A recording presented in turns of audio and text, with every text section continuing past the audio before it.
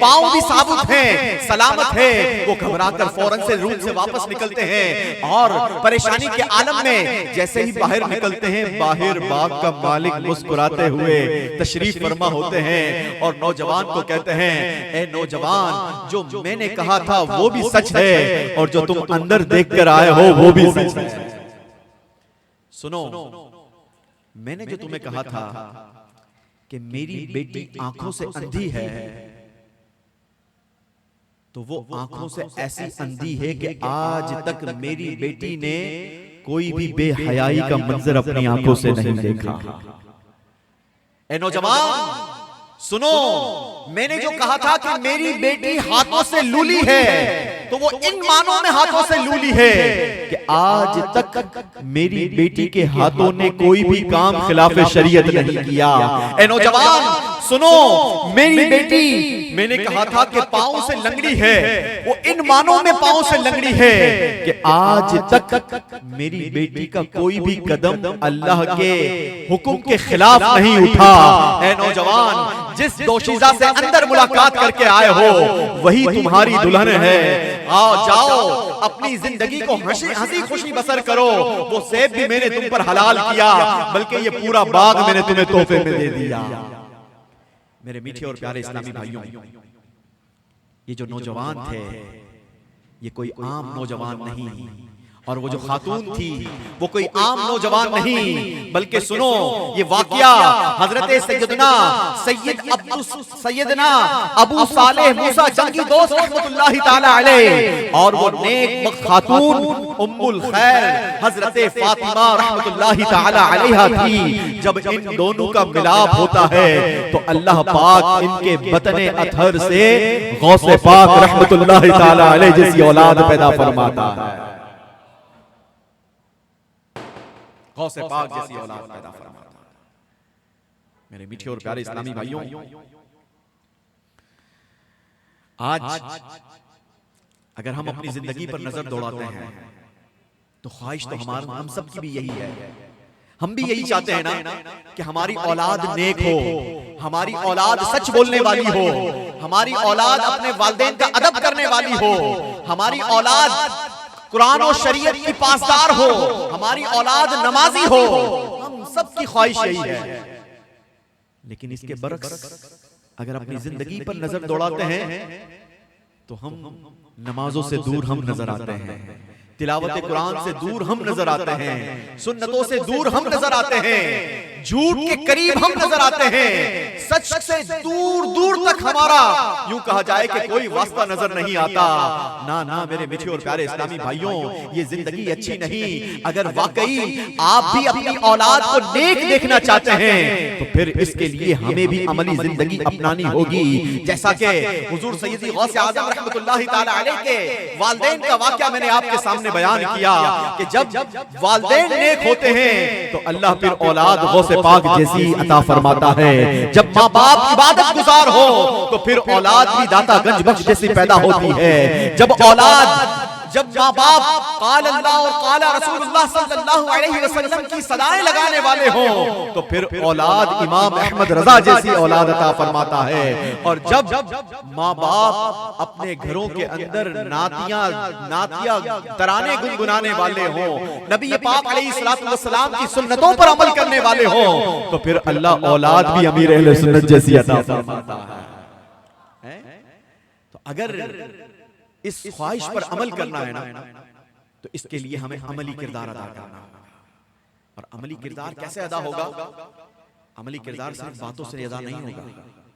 अमली किरदार के लिए हमें अमल करना पड़ेगा। और अमल जो है ना, ये एफर्ट्स मांगता है। आप कहें कि बगैर हाथ पैर हिलाए मेरा पेट भर जाए, तो मुझे बताइए ऐसा हो सकता है? नहीं हो सकता। पेट भरने के लिए भी हाथ चलाना पड़ता है, निवाला बनाना पड़ता है, उसे उठाकर मुंह में डालना पड़ता है, फिर उसे चबाना पड़ता है, फिर उसे निगलना पड़ता है, फिर जाकर कहीं पेट भर जाता है। तो अगर हम भी चाहते हैं कि हम भी जन्नत में जाने वाले काम करें, हम भी चाहते हैं कि अल्लाह हमें जन्नत नसीब फरमाए, हमारी भी कब्र शानदार हो जाए, हमारी कब्र भी रोशन हो जाए, तो उसके लिए अमली जिंदगी, अमली किरदार अदा करना होगा। लेकिन ऐसा लगता है कि आजकल नारे तो हम बड़े बड़े जज्बे वाले लगाते हैं, लेकिन अमल दूर दूर तक हमसे दूर है। अमली जिंदगी से हम यूं कहा जाए कि बहुत दूर हो चुके हैं। और अगर नारा लगाए ना तो मर मिटने के नारे लगाते हैं। कैसे नारे लगाते हैं? रबीउल अव्वल शरीफ में वो नारा बड़ा मशहूर होता है। चले मैं नारा लगाता हूं, आप लोग जवाब दीजिएगा। नारा कितना खूबसूरत है, बहुत खूबसूरत। नारा क्या है? गुलामी रसूल में। हाँ, इतनी जोर से आप जवाब दीजिए कि माइक में भी आवाज जाए। गुलामी रसूल में जो हो ना इश्क मुस्तफा। कितना खूबसूरत नारा। गुलामी रसूल में मौत कबूल है, लेकिन गुलामी रसूल में हमें नमाज कबूल नहीं है। गुलामी रसूल में हमें मौत कबूल है, लेकिन गुलामी रसूल में हमें सच्ची जिंदगी कबूल नहीं है। गुलामी रसूल में हमें मौत कबूल है, लेकिन गुलामी रसूल में हमें किसी को यूं कहा जाए कि किसी को नुकसान से बचाना कबूल नहीं है। गुलामी रसूल में मौत कबूल है, लेकिन सुन्नतों भरा लिबास कबूल नहीं है। गुलामी रसूल में मौत कबूल है, लेकिन गुलामी रसूल में नबी पाक अलैहिस्सलातु वस्सलाम के मोहब्बत करने वालों जैसा चेहरा कबूल नहीं है। क्यों ऐसी दोहरी जिंदगी गुजारना? क्यों ऐसी दोहरी जिंदगी गुजारना? अच्छा, अब अगर हम अपनी जिंदगी पर नजर भी दौड़ाते हैं ना, तो एक तो हम अमल से दूर हैं, फिर दूसरा हम फजूलियात की तरफ बढ़ गए हैं। और फजूलियात भी कैसी हैं कि वो फजूलियात ना सिर्फ हमारा वक्त बर्बाद कर रही है, बल्कि साथ ही साथ हमें जहन्नम की तरफ धकेल रही है। फी जमाना अगर बात की जाए तो सोशल मीडिया इतना आम हो चुका है, इतना आम हो चुका है, इतना आम हो चुका है, फ्रीक्वेंटली इसका इस्तेमाल किया जाता है। और कितनी कितनी देर इस्तेमाल किया जाता है, इसका जवाब खुद आपका मोबाइल देगा। अपने मोबाइल से जब पूछेंगे ना कि बताओ मेरा स्क्रीन टाइम कितना है, तो आपको मोबाइल बताएगा कि इस हफ्ते के अंदर कितने घंटे आपने मोबाइल को दिए। हालांकि हमारे घरों के अंदर कुरान मौजूद है, हमारे घरों के अंदर अल्लाह पाक का वो पाक कलाम मौजूद है कि ऐसा पाक कलाम मौजूद है कि जिसकी ताजीम, जिसकी इज्जत, जिसकी तकरीम हम सब करते हैं। और हम सब के घरों के अंदर कुरान मजीद फुरकान हमीद मौजूद है। सिर्फ घरों के अंदर नहीं, बल्कि दुकानों के अंदर भी रखते हैं, फैक्ट्री के अंदर भी रखते हैं। जहां जहां बरकत हासिल करनी होती है वहां वहां रखते हैं। बहुत अच्छे कपड़े के अंदर जुज़दान भी लपेट कर इज्जत के साथ, तकरीम के साथ, अदब के साथ रखते हैं। मैं हाथ नहीं उठवा रहा, लेकिन अपने दिल से सवाल कीजिएगा, अपने आप से पूछिएगा, आखिरी बार कब उस कुरान मजीद फुरकान हमीद को जुज़दान से लपेट कर, उस जुज़दान से निकाल कर उसे अपनी आंखों से लगाकर सीने से चिमटाया? आखिरी बार कब हमारी आंखों ने कुरान की ज़ियारत की थी? ये वो पाक कलाम है कि जिसके हवाले से खुद मेरे मुस्तफा करीम सल्लल्लाहु तआला अलैहि वसल्लम इरशाद फरमाते हैं कि मैं नहीं कहता कि अलिफ लाम मीम एक हर्फ है। आका फरमाते हैं अलिफ एक हर्फ, लाम एक हर्फ, मीम एक हर्फ है। और जो कोई कुरान मजीद का एक हर्फ पढ़ता है, अल्लाह पाक उसे 10 नेकियां अता फरमाता है। यानी अगर कोई शख्स सिर्फ अलिफ लाम मीम पढ़ता है, तो अल्लाह पाक अपनी रहमत से उसे 30 नेकियां अता फरमाता है। इसके बावजूद हम कुरान से दूर नजर आते हैं। और बहुत सारे तो ऐसे लोग भी हैं कि फी जमाना बड़ी बड़ी डिग्रियां होती हैं, हाँ बहुत बड़ी बड़ी, यूं कहा जाए कि यूनिवर्सिटी से, बड़े बड़े कॉलेजेस से पढ़े हुए होते हैं, लेकिन अगर कुरान सुनो ना तो कुरान पढ़ने नहीं आता। कुरान सुने ना तो कुरान समझने नहीं आता। मैं आपसे सिर्फ एक सवाल करता हूं, आप कहेंगे नहीं जनाब ऐसा नहीं, हम कुरान पढ़ते हैं, चलें अल्लाह करे कि आप पढ़ने वाले हो, लेकिन कितना हमने कुरान को समझा है, कितना हम कुरान को अंडरस्टैंड करते हैं? आइए आज एक लैब टेस्ट कर लेते हैं। हम बीमार होते हैं तो लैब टेस्ट करवाते हैं ना, आज कुरान का एक टेस्ट कर लेते हैं। अपने आप से सवाल करते हैं, कोई हाथ नहीं उठवाऊंगा, अपने आप से सवाल कीजिए कि अल्लाह पाक ने अपने पाक कलाम में आपसे और मुझसे क्या बात की है हम जानते हैं? आप कहेंगे मुझसे बात की? जी जी आपसे बात की।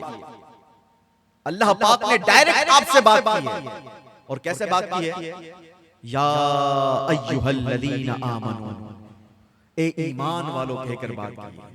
हम ईमान वाले हैं ना, अल्लाह का शुक्र अदा करते हैं। हम मुसलमान हैं, ईमान वाले हैं।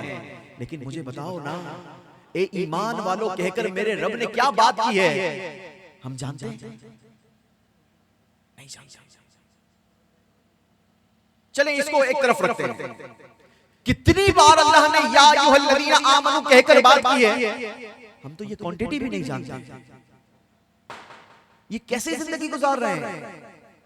कुरान से इतनी दूरी, कुरान से हम इतना दूर हो गए। आज दुनिया में हाथों में मोबाइल है।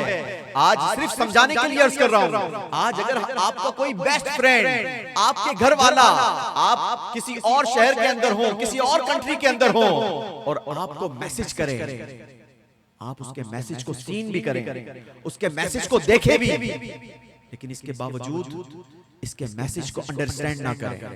कुछ अरसे के बाद आपकी जब उस दोस्त से, आपके घर वालों से, आपके रिश्तेदार से मुलाकात हो और वो आपसे पूछ ले कि यार मैंने आपको इतने मैसेजेस किए हैं, क्या मैसेज नहीं देखा? आप कहें बिल्कुल देखा था, लेकिन यार माजरत खोल के पढ़ा नहीं। मैसेज देखा जरूर था, बड़े अदब के साथ उसे पिन करके ऊपर रखा था, लेकिन खोल कर समझने की कोशिश नहीं की। मुझे बताओ ना, आपके उस दोस्त के दिल पर क्या गुजरेगी? वो दोस्त आपसे खुश होगा या नाराज होगा? सिर्फ समझाने के लिए बात अर्ज कर रहा हूं। कल बरोज़े क़यामत अगर मेरे रब ने